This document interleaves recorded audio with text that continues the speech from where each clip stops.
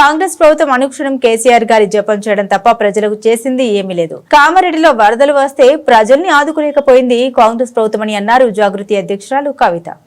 కేసీఆర్ గారు తరతరాలకు తరగని ఆస్తిగా కట్టినటువంటి కాళేశ్వరం ప్రాజెక్టును మరి బద్నాం చేస్తూ మహాసముద్రం లాంటి కాళేశ్వరం ప్రాజెక్టులో మేడిగడ్డ అనేది ఒక చిన్న పార్ట్.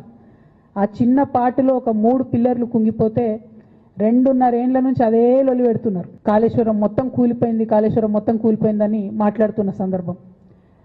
ఇక దానికి నిన్న పరాకాష్ఠకు చేరుకున్నది అసెంబ్లీ వేదికగా అనేక మాటలు కేసీఆర్ గారిని అనడం. నేను కేసీఆర్ గారి కూతురుగా కేసీఆర్ గారిని దగ్గర నుండి చూసినటువంటి వ్యక్తిగా చెప్తున్నాను. ఫస్ట్ టైం ప్రభుత్వంలోకి రాగానే అధికారంలోకి రాగానే ఒక 6-7 నెలలు అయితే కేసీఆర్ గారు తన ఆఫీస్ రూమ్లో ఒక టేబుల్ మీద ఒక వాల్ అంతా కూడా పెద్ద టీవీ స్క్రీన్ ఉంటే 6-7 నెలలు కంప్లీట్గా రీసెర్చ్లోనే ఉన్నారు.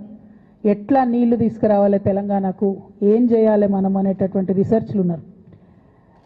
అటువంటి వ్యక్తి మీద ఇట్లాంటి నిందలేయడం అన్నది నిజంగా దారుణం. కేసీఆర్ గారికి తిండి ధ్యాస ఉండదు, డబ్బు ధ్యాస ఉండదు. ఉండేది ఒకటే, కేవలం తెలంగాణ ధ్యాస.